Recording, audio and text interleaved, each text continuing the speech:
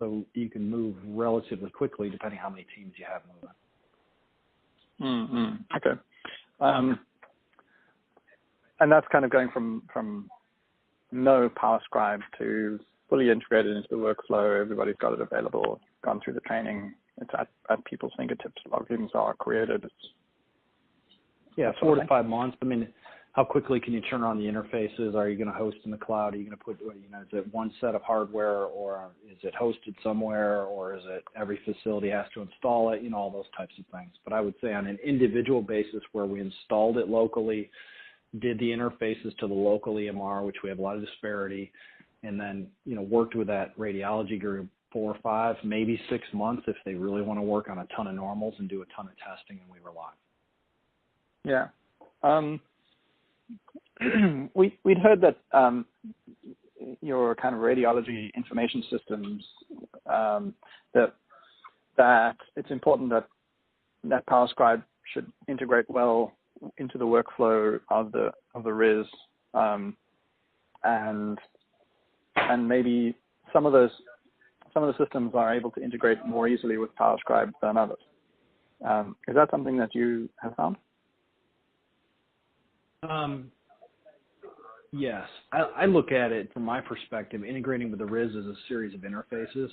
Integrating with the PACS, there's actually hot buttons and things that will launch, and we run multiple PACS systems.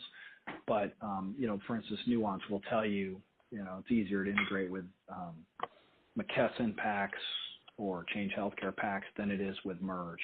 I can't say that that's been a big problem with us, but, there is some variability there.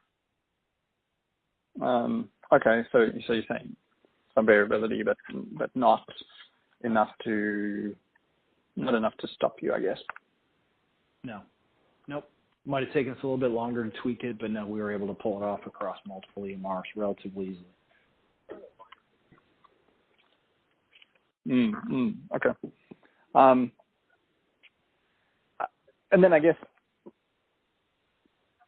you've got the kind of admirable situation that you've gone into it in a sort of a passive way, and you said, we've got this thing available. If you're interested, we'll switch it on for you.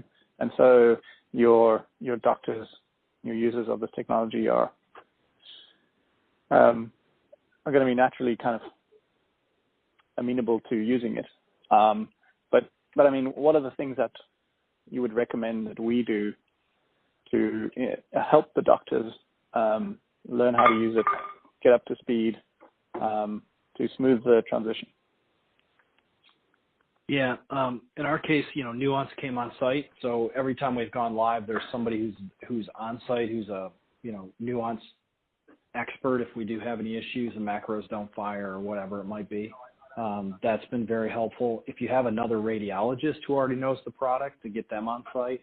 So if you're sharing, I don't know what your situation is, but, to steal a radiologist who's on PowerScribe and have them come over and either moonlight in and do some reading to show stuff people, or be there for elbow-to-elbow support, that can go a long way. That, doctors tend to listen to doctors better than they listen to other people. That's always good. Site visits and getting people bought into really using the technology, I think is key up front, just to build that base of momentum. But, when they're going live, just giving them good support, being responsive, having people right there. It can't be a phone call off and, 2 days later somebody calls them back, because they'll get frustrated, especially in that first few weeks, and they'll give up on it.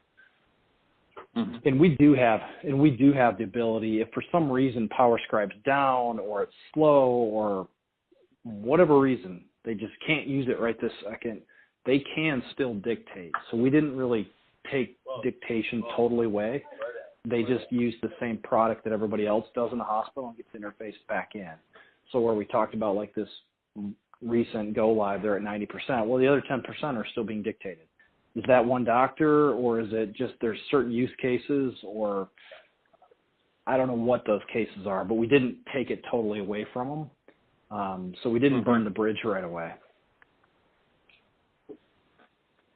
Yeah. I guess that's something I'm interested in too. But it sounds like you don't have the info at your fingertips. But it's kind of whether a particular doctor is likely to cut over 100% generally to VR and not go back to typing, or if they